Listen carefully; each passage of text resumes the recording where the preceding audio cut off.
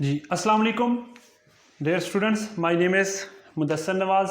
आज मैं आप लोगों को chapter 8 kingdom fungi, kingdom recycler भी जिसे कहते हैं, उसमें से बिसिडियोमाइकोटा का टॉपिक पढ़ाने जा रहा हूँ। बिसिडियोमाइकोटा क्लब फंजाई हैं। ये क्लब फंजाई क्या होते हैं, इनको क्लब फंजाई क्यों कहते हैं, ये हम डिस्कस करेंगे। सबसे पहले मैं इसकी एग्जाम्पल्स पढ़ाना शुरू कर दूँ तो मशरूम्स इसमें शामिल है, रस्ट हैं, स्मट हैं, पफ बॉल्स हैं, ब्रैकेट फंजाई हैं।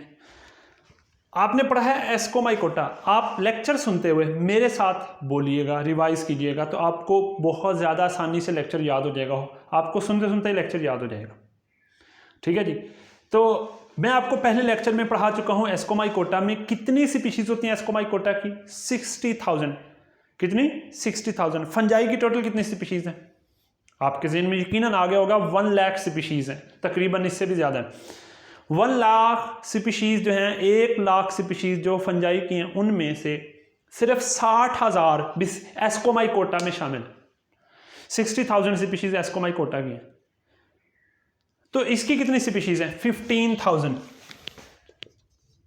ठीक है, यहां पर थ्योरी के अंदर नहीं लिखा हुआ, जब हम लाइकन का रिलेशन पढ़ लेते हैं तो वहां लिखा हुआ है 15,000 स्पीशीज हैं, जिनमें से 20 स्पीशीज लाइकन बनाती हैं। तो बिसिडियोमाइकोटा की कितनी स्पीशीज हैं? 15,000। ठीक है जी। 20 स्पीशीज जस्ट लाइकन्स बनाने में इस्तेमाल होती हैं। कौन कौन सी एग्जांपल है? मशरूम है, रस्ट है, स्मट है, ये डिजीज काजिंग है, पफ बॉल्स, ब्रैकेट फंजाई। अब बिसिडियोमाइकोटा के हाइफी कैसे होते हैं? इनके हाइफी सेप्टेट होते हैं। एक सेल दूसरे सेल से डिफरेंट होता है। सेप्टेट का मतलब ऐसे होता है। अब आपको पता है एक एक न्यूक्लियस होता है। सेप्टेट है लेंथी डाइकैरियोटिक। डाई का मतलब 2, इसमें एक सेल में डाइकैरियोटिक 2 न्यूक्लियस होते हैं, तो इसे कहते हैं लेंथी डाइकैरियोटिक। डाइकैरियोटिक का मतलब होता है N+N। ठीक है, 2 न्यूक्लियस होते हैं। तो ज्यादा देर तक इनके अंदर हाइफी किस शक्ल में रहते हैं? ऐसे हाइफी रहते हैं कि उनमें 2 न्यूक्लियस होते हैं एक सेल में, डाइकैरियोटिक हाइफी रहते हैं। इनमें सेक्सुअल रिप्रोडक्शन में ये खास तरह के स्पोर्स पैदा करते हैं, बिसिडियो स्पोर्स। बिसिडियोमाइकोटा के स्पोर्स को बिसिडियो स्पोर जब कहते हैं। ये किस के ऊपर पैदा होते हैं? एक स्ट्रक्चर है क्लब शेप, उसे कहते हैं बिसिडिया। जो बिसिडिया ये क्लब शेप होती है, इसके ऊपर पैदा होते हैं। ये हम डिस्कस करेंगे क्लब शेप कैसी होती है, क्योंकि इनकी जो रिप्रोडक्टिव स्ट्रक्चर है वो क्लब शेप है, इसलिए इनको क्लब फंजाई कहते हैं। अब वो कैसी होती है वो मैं आगे समझा देता हूँ। एसेक्सुअल रिप्रोडक्शन अनकॉमन है। ठीक है, इतना ज़्यादा कॉमनली एसेक्सुअल रिप्रोडक्शन नहीं करते। अच्छा जी, अब इनका लाइफ साइकिल डिस्कस करेंगे। लाइफ साइकिल में फंजाई हैं बिसिडियोमाइकोटा के, उन्होंने अपना लाइफ साइकिल पूरा करना है तो 2 मेटिंग फंजाई। देखिए मैंने आपको पहले बताया था फंजाई में मेल और फीमेल का डिफरेंस नहीं है। यहां पर ये एक फंजाई का एक हाइफी दूसरे हाइफी से डिफरेंट हो जेनेटिकली तो वो मेट करते हैं, मिलते हैं। तो इनमें एक को पॉजिटिव दूसरे को नेगेटिव। ये हाइफी और ये दोनों जेनेटिकली डिफरेंट है, इनको पॉजिटिव इसको नेगेटिव कह देंगे। मेटिंग टाइप आपस में करीब आए मिले, इनका जब सेल मिला, सेल मिलने के प्रोसेस को प्लाज्मोगेमी कहते हैं। प्लाज्मोगेमी क्या होता है जी? Fusion of cell. तो फ्यूजन ऑफ सेल या फ्यूजन ऑफ साइटोप्लाज्म को नाम क्या देते हैं? प्लाज्मोगेमी। तो सबसे पहले प्लाज्मोगेमी हुई। जब प्लाज्मोगेमी हुई तो डाइकैरियोटिक सेल बना, एक ऐसा सेल बना जिस सेल के अंदर कितने न्यूक्लियस हैं जी? 2 न्यूक्लियस हैं। क्योंकि बिसिडियोमाइकोटा में डाइकैरियोटिक सेल ग्रो कर जाता है। ठीक है जी, ये ग्रो करके माइसीलियम बना दे। इसका मतलब इनकी जो माइसीलियम बनेगी वो डाइकैरियोटिक हाइफी रखते हैं। मसलन हम एक एग्जांपल ड्रा कर लेते हैं। जैसे आपने देखी होंगी ये मशरूम्स हैं, तो इन मशरूम्स में इस तरह से ग्रोथ होती है। ठीक है, तो इसके अंदर जो मुख्तलिफ स्ट्रक्चर्स हैं वो स्ट्रक्चर्स किस तरह से अरेंज होती हैं जी? ये हाइफी, इसको बनाने वाले हाइफी हैं। तो इसके हाइफी कैसे होते हैं? इसमें जितने भी हाइफी हैं वो N+N होते हैं, तो डाइकैरियोटिक हाइफी होते हैं। उन हाइफी में फ्यूचर में जाकर ये वाला हिस्सा इसका गिल्स कहलाता है। इसे नाम क्या देते हैं? गिल्स। इस वाले रीजन को नाम क्या देते हैं? गिल्स। ऊपर वाले हिस्से को नाम क्या देते हैं? कैप। क्या नाम देते हैं जी? कैप। बुक में एक और नाम लिखा हुआ है, पाइलियस। तो कैप के अंडर साइड पे गिल्स होते हैं। इन गिल्स में इस हिस्से को बड़ा करके देखते हैं हम, सिर्फ इतने से हिस्से को बड़ा करके देखते हैं। ठीक है जी, इस हिस्से में बड़ा करके हमने देखा तो हमें बहुत ज़्यादा हाइफी नजर आए। माइक्रोस्कोप में हमने देखा तो हमें एक हाइफी नजर आया उसको हमने बिसिडियम का नाम दे दिया, ठीक है जी। उस हाइफी के 4 अपेंडेजेस, कितने अपेंडेजेस हैं जी? 4 अपेंडेजेस। तो इससे हाइफी को हम नाम दे देते हैं बिसिडियम। अब ये जो बिसिडियम है ये क्या है? ये क्लब शेप है। क्लब क्या है? जैसे मेरी उंगली है, ये सिरे से ऐसी है, ऐसे, ये देखें, आपकी भी फिंगर ऐसी है, जो इस तरह की शक्ल होगी उसे क्लब कहते हैं। क्या कहते हैं जी? Club shape. तो ये क्लब शेप, इस शक्ल को क्लब कहते हैं। ये ऐसी जो शक्ल होती है इसे क्लब। तो इनकी शेप भी बिल्कुल ऐसी है, तो ये क्लब शेप स्ट्रक्चर है। इनके सिरे पर यहां पर बनते हैं कौन? अब मैं आपको समझाता हूं। तो जब माइसीलियम बनी, पूरी बॉडी बनी, उसमें फ्यूचर में जाके कैरियोगेमी होगी। कैरियोगेमी का मतलब क्या होता है? फ्यूजन। कैरियो कहते हैं न्यूक्लियस, तो फ्यूजन ऑफ न्यूक्लियस।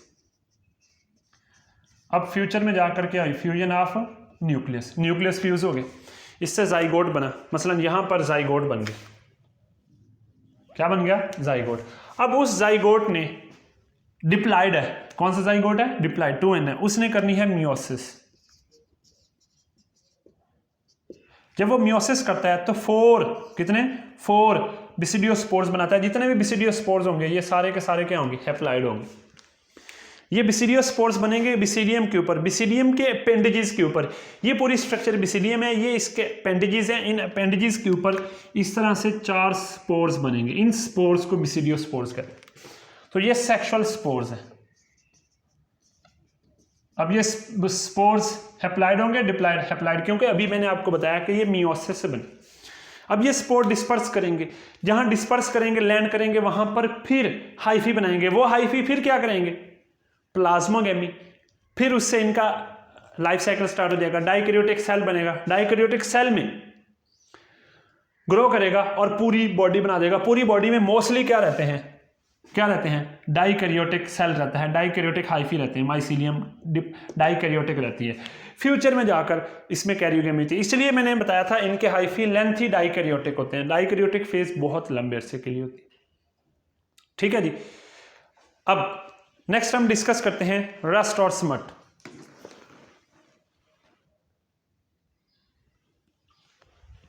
जी, अब हम डिस्कस कर रहे थे रस्ट और स्मट में डिफरेंस।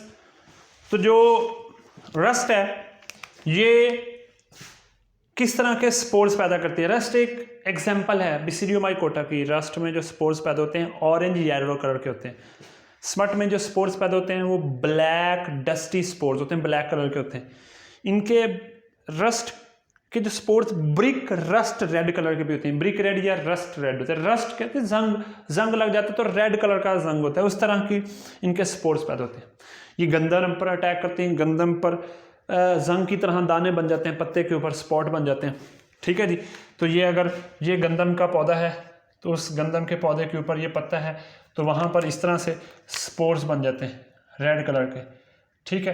तो वो रस्ट स्पीशी होती है जो गंदम के पौधे पर अटैक कर लेती है। तो इसके स्पोर्स को स्मट या सूट कहा जाता है। ब्लैक कलर के होते हैं, सूट कपड़े वाला नहीं, ठीक है जी। अब एग्जाम्पल रस्ट में कौन सी एग्जाम्पल है? पक्सिनिया। पक्सिनिया जेनेरिक नेम है तो इसको अंडरलाइन करेंगे, ठीक है जी, इटैलिक्स में लिखा हुआ है। स्मट की एग्जाम्पल अस्टिलैगो है, ये भी जेनेरिक नेम है तो जीनस है तो इसको भी अंडरलाइन करेंगे। अब इसकी मुख्तलिफ स्पीशीज हैं, टेक्स्ट बुक में 2 एग्जाम्पल दिए हैं, अस्टिलैगो ट्रिटिकाई, अस्टिलैगो मेडस। तो अटैक करती हैं, ये किस पर अटैक करती हैं? रस्ट अटैक करती हैं वीट पर, स्मट जो है वीट और कॉर्न दोनों पर अटैक करती हैं। तो इस तरह से आप डिफरेंस करेंगे तो दोनों के दरमियान शॉर्ट क्वेश्चन आ सकता है कि differentiate between rust and smut species, ठीक है जी। नेक्स्ट चलते हैं।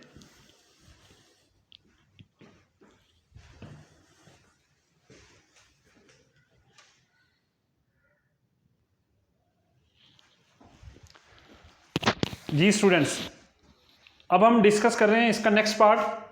बिसिडियोमाइकोटा में एग्जांपल है अस्टिलैगो ट्रिटिकाई।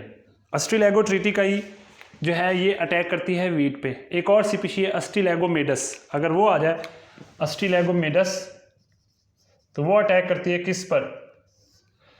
ये अटैक करेगी कॉर्न पर। कॉर्न ज़िया मेज़ जिसे कहते हैं उस पर अटैक करती है, क्योंकि उसका नाम ज़िया मेज़ होता है इसलिए मेज़ में मे वहाँ से डिराइव है, इसलिए Ustilago मेडस। Ustilago common generic name है, इसलिए 2 दफ़ा रिपीट हुआ तो मैंने इसे लिख दिया। अस्टिलैगो ट्रिटिकाई, जो अस्टिलैगो ट्रिटिकाई है इसका हम यहाँ डिस्कस करेंगे लाइफ साइकिल। अच्छा, बच्चे ये करते हैं कि लॉन्ग क्वेश्चन आ जाता है अस्टिलैगो ट्रिटिकाई का लाइफ साइकिल लिखें। वैसे लॉन्ग क्वेश्चन आ जाता है बिसिडियो माइकोटा के ऊपर या बिसिडियो माइसीट्स या क्लब फंजाई के ऊपर डिटेल मेंशन करें, तो फिर तो हमने ये लिखना ही है। अगर अकेला आ जाए अस्टिलैगो ट्रिटिकाई तो बच्चे डायरेक्ट लाइफ साइकिल स्टार्ट कर देते हैं। नहीं, हमें क्योंकि अस्टिलैगो ट्रिटिकाई एक एग्जांपल है बिसिडियो माइकोटा की, तो हमें इसके पहले फीचर्स लिखने होंगे ताकि बताना होगा कि ये है क्या। अब वो फीचर सेम होंगे, मसलन हम इसके हाइफी क्यों बताएं, इसके हाइफी कैसे होंगे, तो इसके हाइफी सेप्टेट। अब सेप्टेट हाइफी है तो लेंथी डाइकैरियोटिक फेज रखते हैं, डाइकैरियोटिक फेज इनकी लेंथी होती है। मसलन ऐसे हाइफी हैं, इन हाइफी के अंदर जो है एक सेल में कितने न्यूक्लियस हैं जी, 2 न्यूक्लियस हैं, तो लेंथी डाइकैरियोटिक फेज रखते हैं। फिर बाकी फीचर्स भी कॉमन होंगे, वो सेम लिख देंगे। सेक्सुअल रिप्रोडक्शन में बिसिडियोस्पोर्स, एसेक्सुअल रिप्रोडक्शन को इनमें अनकॉमन है, इतना ज़्यादा नहीं करते। हम इसके लाइफ साइकिल को डिस्कस करते हैं। तो हम एक पॉइंट से स्टार्ट करेंगे। ये अटैक करता है गंदम के ऊपर। मिसाल के तौर पे ये गंदम का पौधा है। अब ये डायग्राम आप लोग देख लें, जैसे मैं डायग्राम बना रहा हूं ऐसे बनानी है। डायग्राम सादा सी होनी चाहिए जिससे आप एग्जामिनर को समझ सके। ये मैंने गंदम का पौधा बना दिया। अब इस गंदम के पौधे के अंदर पहले से ग्रो कर रहे हैं कौन, अस्टिलैगो ट्रिटिकाई। तो उसके स्पोर्स बने हुए हैं, उसके जो स्पोर्स हैं वो इस तरह से बने हुए हैं कि एक सेल में कितने न्यूक्लियस हैं, 2। इनको कहते हैं टेलियोस्पोर्स। तो ख़ास नाम दे दिया इनको टेलियोस्पोर्स। अस्टिलैगो मेडस और अस्टिलैगो ट्रिटिकाई। जो अस्टिलैगो ट्रिटिकाई है उसमें जो स्पोर्स पैदा हो रहे हैं टेलियोस्पोर्स कहते हैं। टेलियोस्पोर्स यहाँ प्रोड्यूस हुए, ये स्पोर्स हैं। हम पहले पढ़ चुके हैं स्पोर्स डिस्पर्स हो जाते हैं विंड से, तो ये स्पोर्स क्या होंगे जी, डिस्पर्स होंगे। किससे डिस्पर्स हो जाएंगे, डिस्पर्स बाय विंड। सिर्फ विंड डिपेंडेंट नहीं होते, लेकिन मोस्टली ये विंड से डिस्पर्स हो जाते हैं। ये गंदम के खेत में एक पौधे पर ये स्पोर्स बने, वहाँ और भी बहुत सारे पौधे हैं। अरे ये टेलियोस्पोर्स वहाँ से निकलेंगे और जाके लैंड करेंगे किसके ऊपर, दूसरे प्लांट्स के ऊपर। वहाँ पर और भी प्लांट्स होंगे। हेल्दी प्लांट है, ये इन्फेक्टेड प्लांट नहीं है, ये हेल्दी प्लांट है, ठीक है। इसने गंदम का सिट्टा बनाया है ताकि ये आगे पूरा गंदम का बीज बना सके। तो अभी ये फ्लावर बना रहा है, तो ये जाके लैंड करेंगे किसके ऊपर, लैंड करेंगे ऑन हेल्दी प्लांट। कौन लैंड करेंगे, टेलियोस्पोर्स। हेल्दी प्लांट पर जाके लैंड किया। जब हेल्दी प्लांट पर लैंड करेंगे, अब हम डायरेक्ट बनाएंगे इसके फ्लावर को, तो उसमें उसके फ्लावर पर ग्रो करेंगे, जाके इन्फेक्ट करेंगे किस पे, किसको, फ्लावर को। फ्लावर में किसको इन्फेक्ट करेंगे, फ्लावर में ओवरी को, फीमेल पार्ट को, ठीक है जी। मिसाल के तौर पे ये ओवरी है, इसको जाके इन्फेक्ट करेंगे। कैसे, यहां पर एक स्पोर गिरा, टेलियोस्पोर, ये यहां पर गिरेगा, इसने हाइफी बना देना है। अब आपको पता है टेलियोस्पोर